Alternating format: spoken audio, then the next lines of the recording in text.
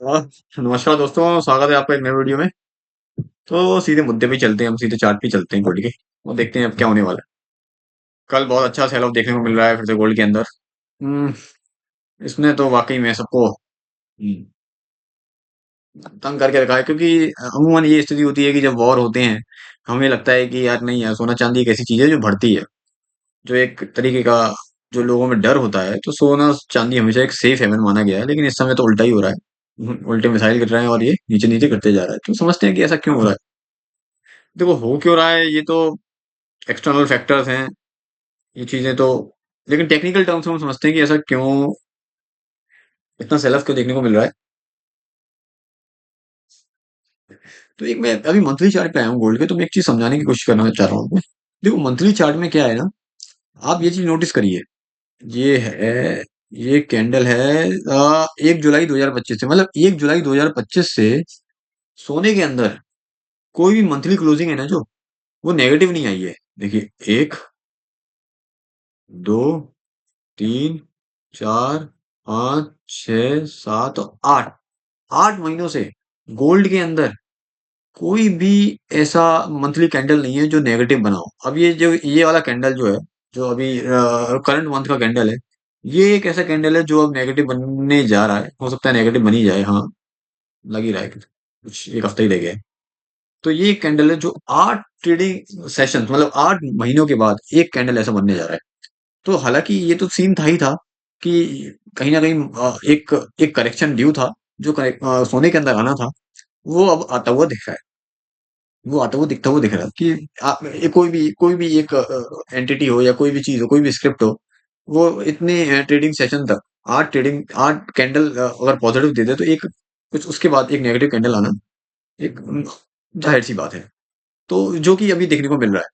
तो अब और हाँ हाँ, ये चीज और है। देखिए, यहाँ पे जैसे एक मंथली कैंडल था जो कि हमारा सोने के अंदर एक एक कहते हैं ना, ये 1 जनवरी में जो एक टॉप बना था, 180 190 तक गया था सोना, वहां पे उसने एक देखिए एक हैमर सा बना के दिया था हमें।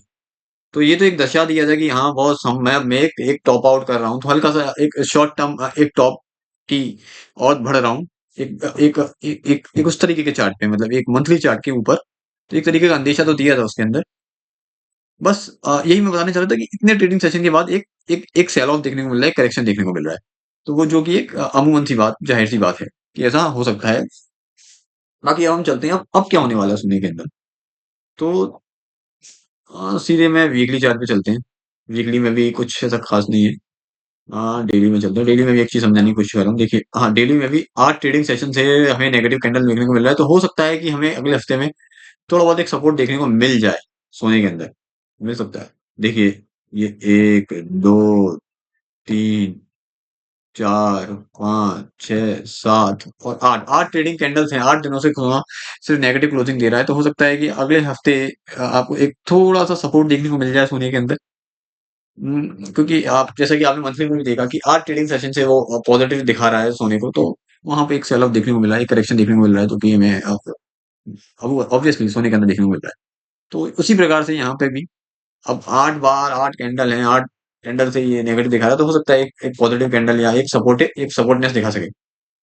और मुझे लग रहा है, मुझे भी ऐसा लगता है कि कहीं ना कहीं 140 के आसपास एक सपोर्टिव दिखा सकता है, अनटिल अनलेस अगर 140 को ब्रोक ना करे। ये जो 140 का लेवल है, यहाँ पे कहीं ना कहीं एक सपोर्ट सोने के अंदर देखने को मिल सकता है। तो ये एक एनालिसिस था। हालांकि ये चांदी में उल्टा है, मैं अभी चांदी में भी चलेंगे, बात करेंगे। तो सोने के अंदर देख लेते हैं।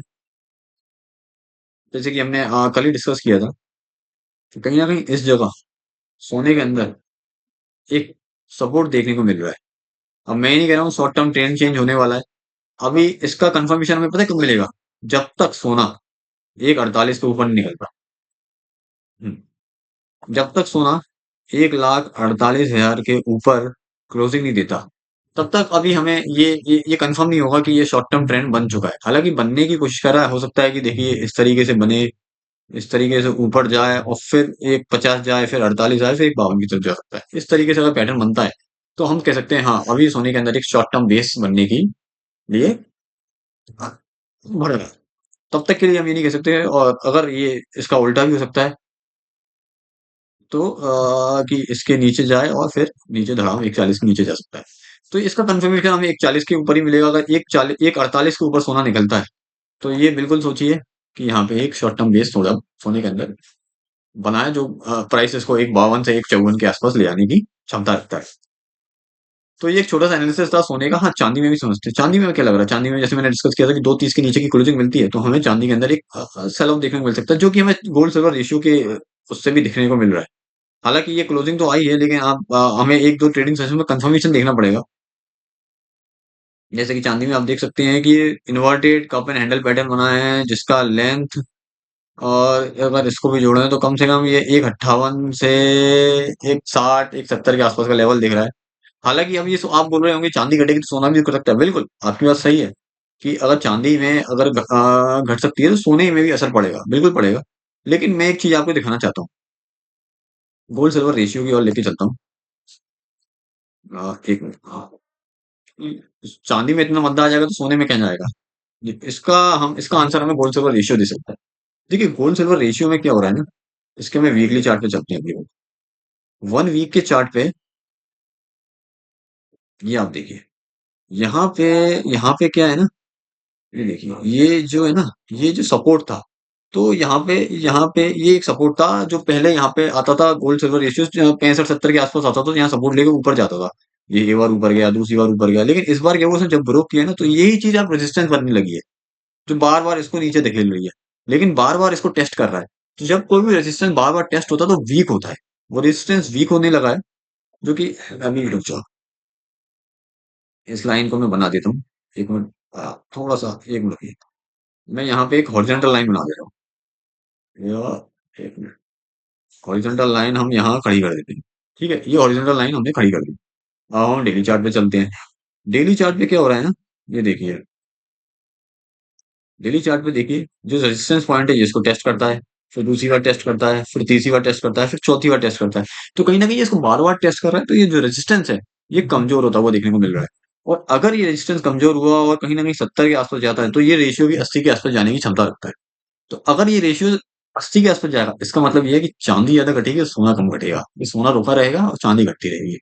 ये दोनों में से कुछ भी हो सकता है। तो मतलब यही है कि चांदी में ज्यादा सेल ऑफ देखने को मिल सकता है। तो कहीं ना कहीं ये रेशियो भी हमें एक इस तरीके से संदेशा दे रहा है कि कहीं ना कहीं मैं रेशियो में तेजी देखने को मिल रही है, मिल सकती है, और कहीं ना कहीं जिससे ये सीधा सीधा डायरेक्शन मिल रहा है कि चांदी में एक एक ज्यादा मंदी और सोने में कम।